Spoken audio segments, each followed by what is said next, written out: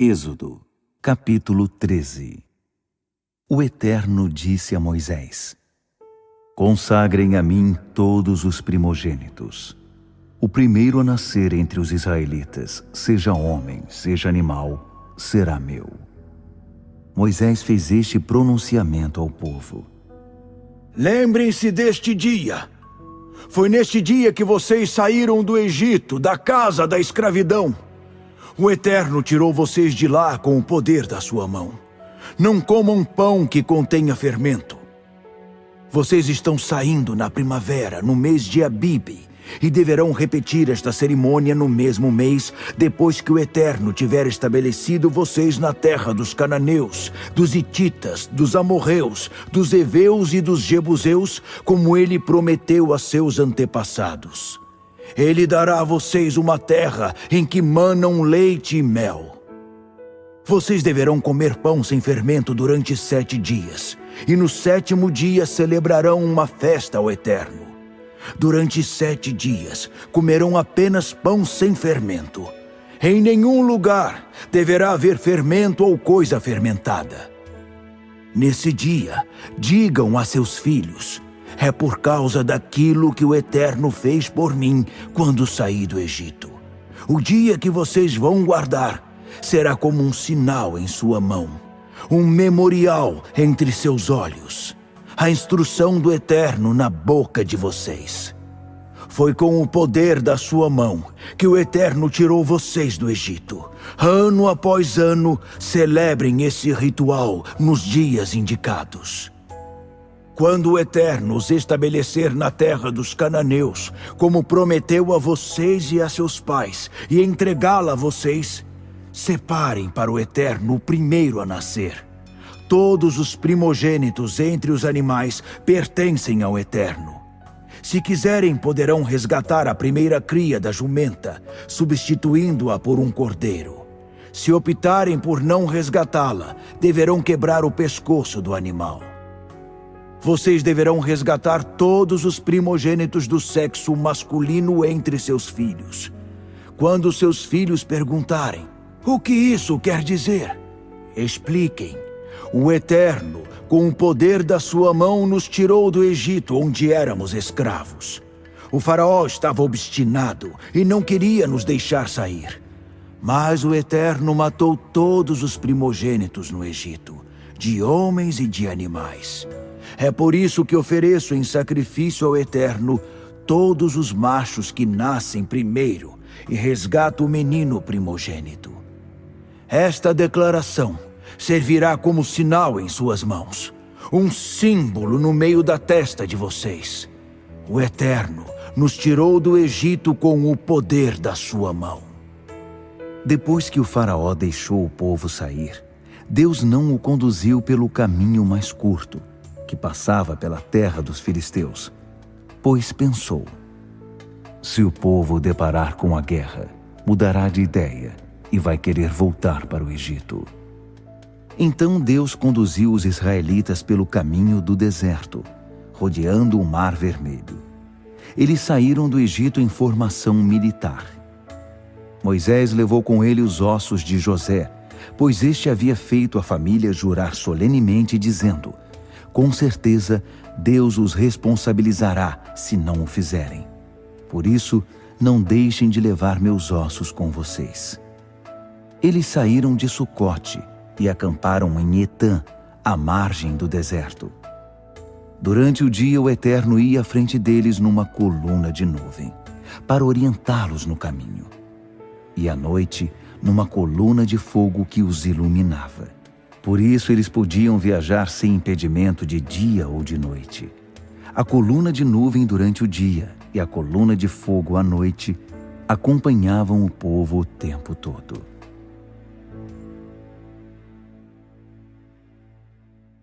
Êxodo, capítulo 14. O Eterno disse a Moisés: diga aos israelitas que mudem de direção e acampem em Pi-Hairote, entre Migdol e o mar. Montem acampamento à beira-mar, em frente a Baal-Zefon. Assim, o faraó vai pensar: os israelitas se perderam e estão andando a esmo na imensidão do deserto. E mais uma vez farei que o faraó fique obstinado e saia em perseguição dos israelitas.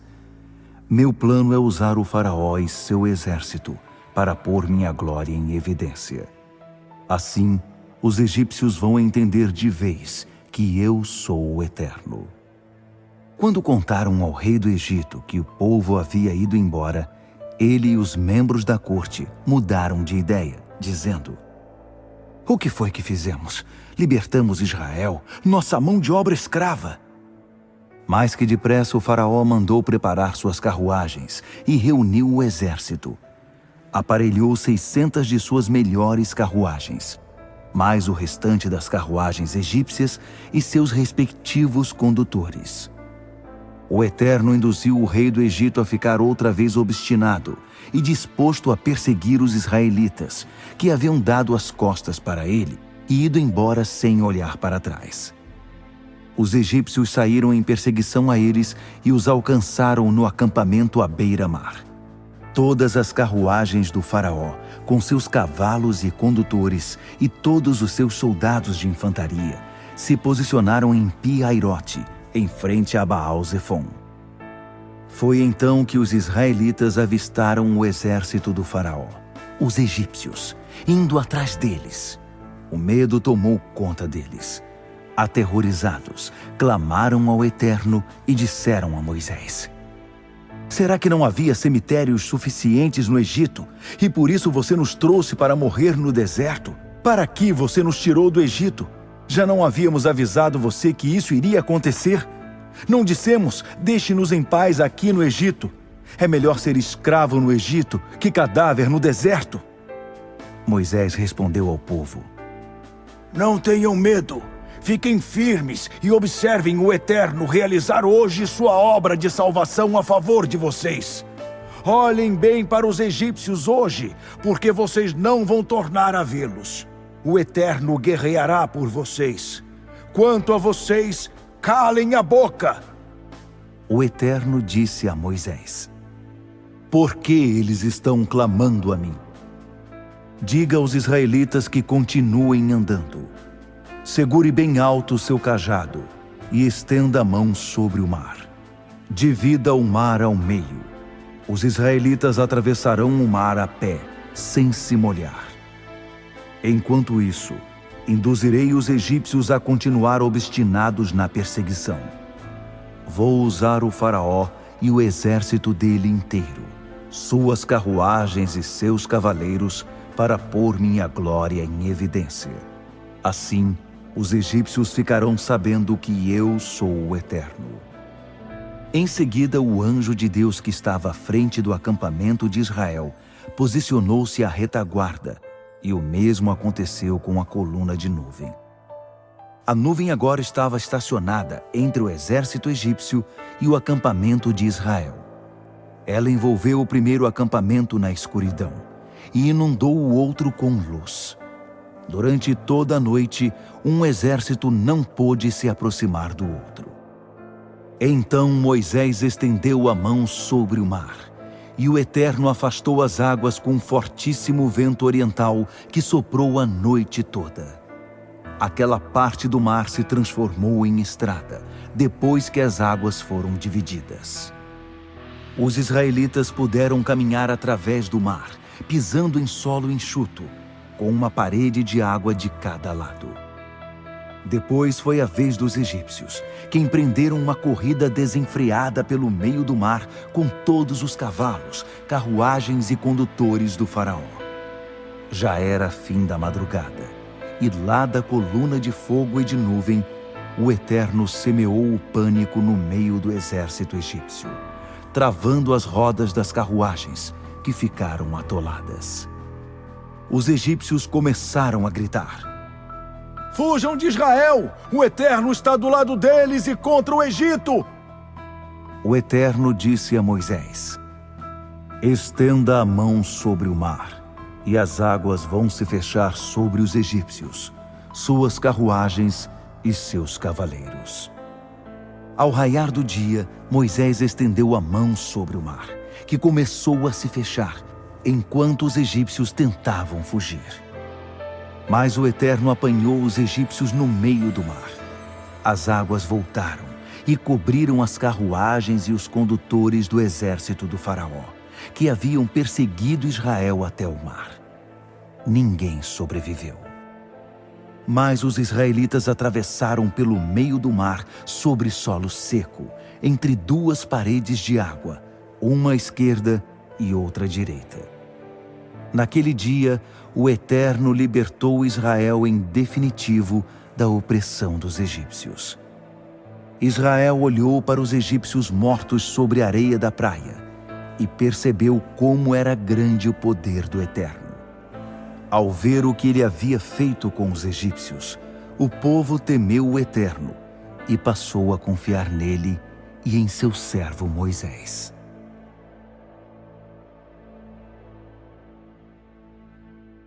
Êxodo, capítulo 15. Então Moisés e os israelitas cantaram juntos ao Eterno esta canção. Canto com o coração ao Eterno. Que vitória maravilhosa! Ele jogou no mar o cavalo e o cavaleiro. O Eterno é minha força, o Eterno é minha canção.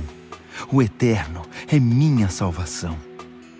Assim é o meu Deus, e vou contar isso ao mundo. Assim é o Deus de meu pai. Vou espalhar essa notícia por todo lado. O Eterno é guerreiro, eterno sob todos os aspectos. As carruagens e o exército do faraó, ele os lançou no mar. Seus melhores oficiais, ele afogou no mar vermelho. As águas agitadas do oceano os cobriram, afundaram como uma pedra no fundo do mar. Eterno, sua mão direita é forte e irradia poder. Sua forte mão direita esmaga o inimigo. Em sua poderosa majestade, ele despedaça seus inimigos arrogantes. Descarrega a chama do seu furor e os consome como capim seco. Ao sopro das suas narinas, as águas se ajuntaram. Águas revoltas ficaram represadas. Águas profundas viraram um atoleiro. O inimigo disse: eu os perseguirei e vou acabar com eles. Vou tomar o que é deles e assim me saciar. Puxarei minha espada e minha mão os deixará desnorteados. Mas sopraste com toda a força e o mar os encobriu. Eles afundaram feito chumbo nas águas imponentes.